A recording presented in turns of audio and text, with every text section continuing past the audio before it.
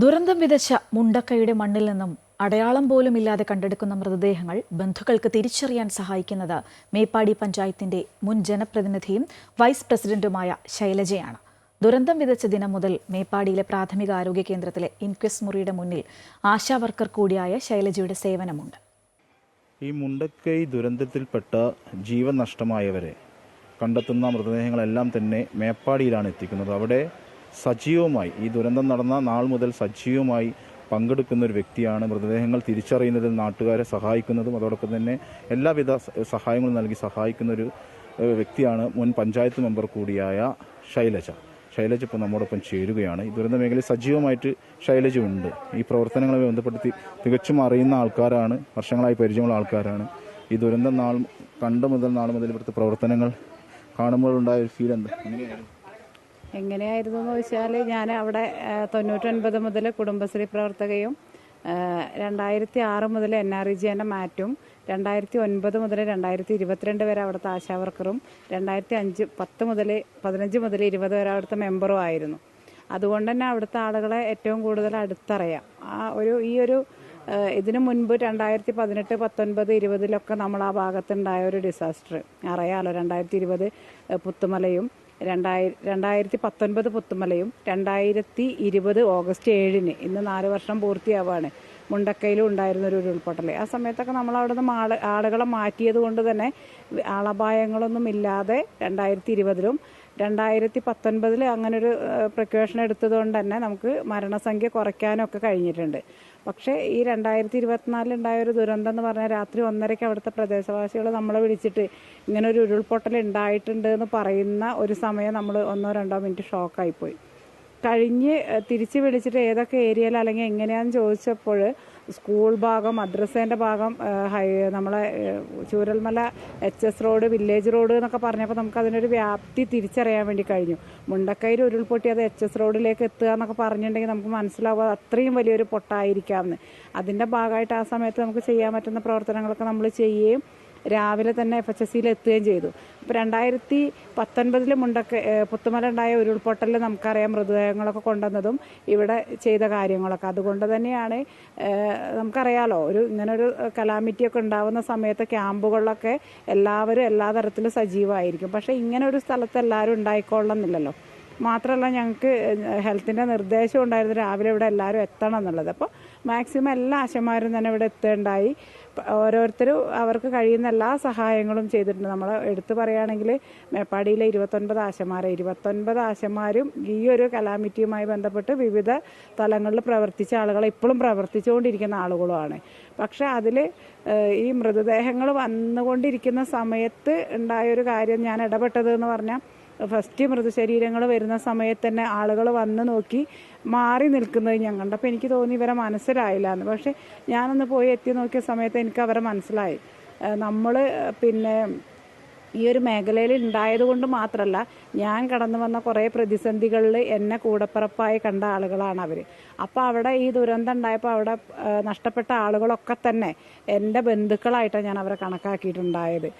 എനിക്ക് അതുകൊണ്ട് ഏകദേശം എല്ലാവരും എനിക്ക് എല്ലാ വീട്ടിലും ഏത് സമയം കയറിപ്പോകാൻ ഇടപെടാനുള്ളൊരു സ്വാതന്ത്ര്യം കൂടെ ഉണ്ടായിരുന്നു.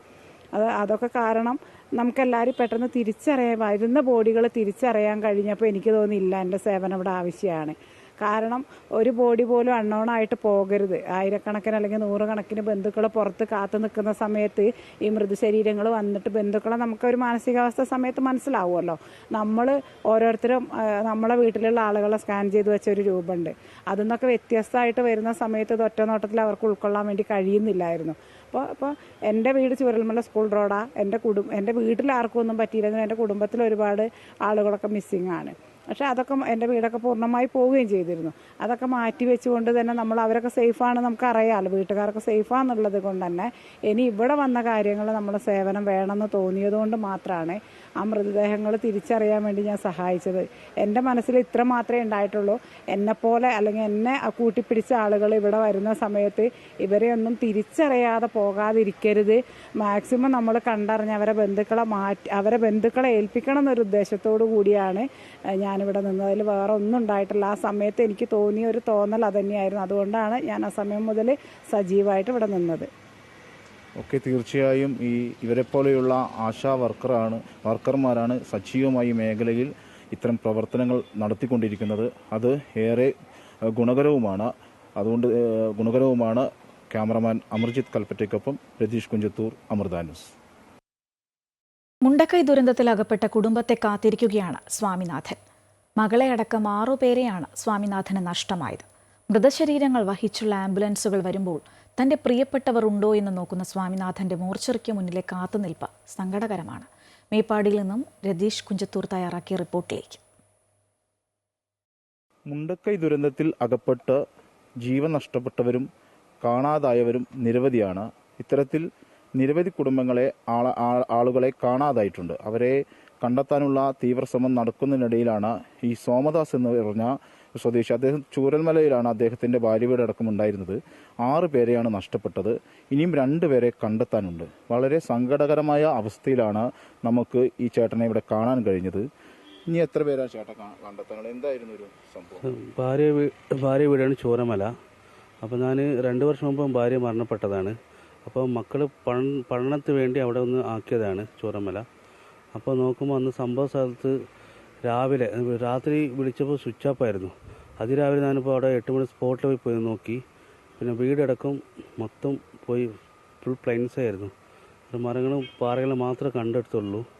പിന്നെ 4 പേര് ഒരു കുടുംബത്തിൽ മിസ്സായതാണ്. അപ്പോൾ 4 പേരെ കിട്ടി, ഇനി 2 പേരെ കിട്ടാണ്ട്. പിന്നെ അമ്മയമ്മനും അമ്മൂസനും കിട്ടാണ്ട്. ഞാൻ വരുന്ന വണ്ടി ആംബുലൻസിലൊക്കെ തിരഞ്ഞ് 9 ദിവസമായി തിരഞ്ഞിരിക്കുകയാണ്.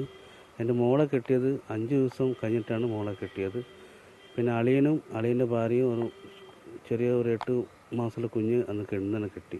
ഒരു ലിസ്റ്റ് പുറത്തിറക്കിയിട്ടുണ്ടല്ലോ ഈ കാണാതായവരെ കുറിച്ച് കൃത്യമായിട്ട്. അപ്പോൾ അതിൽ അങ്ങനെ ഉണ്ടോ? പക്ഷേ ആ ലിസ്റ്റിൽ നമ്മൾ രജിസ്റ്റർ ആക്കിയതാണ്. ഇതുവരെ അങ്ങനത്തെ ഒരു ബോഡി വന്നില്ല എന്ന് അവർ പറയണത്.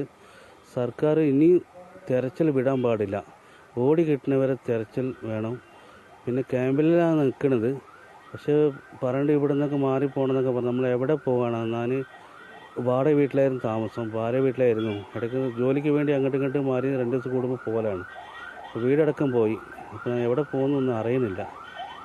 അപ്പോൾ 2 പേരും ബോഡി ഞാൻ തിരഞ്ഞ് രാവിലെ തൊട്ടും എനിക്ക് കാല് സുഖമില്ലാത്ത കൂടെയാണ്. അപ്പോൾ ഞാൻ വരുന്ന ആംബുലൻസും വരുന്ന ബോഡിയൊക്കെ പഞ്ചമിയിൽ അവിടെ ഇടക്കുന്നുണ്ട്, ഇവിടെ ഇറക്കുന്നുണ്ട് മാത്രമേ പറയുന്നുള്ളൂ. പക്ഷെ ബോഡിയൊന്നും തിരിച്ചറിയുന്നില്ല. സർക്കാർ മുൻകൂർ വേറെ ഒന്നുകൂടി തുടർച്ചയായിട്ട് ചെയ്യണമെന്ന് ഞാൻ അപേക്ഷിക്കുന്നു. തീർച്ചയായും ഇത്തരത്തിലുള്ള സങ്കടകരമായ കാഴ്ചകളാണ് നമുക്ക് ഇവിടുന്ന് പങ്കുവെക്കാനുള്ളത്. ക്യാമറമാൻ അമർജിത്ത് കൽപ്പറ്റയ്ക്കൊപ്പം രതീഷ് കുഞ്ചത്തൂർ, അമൃത ന്യൂസ്.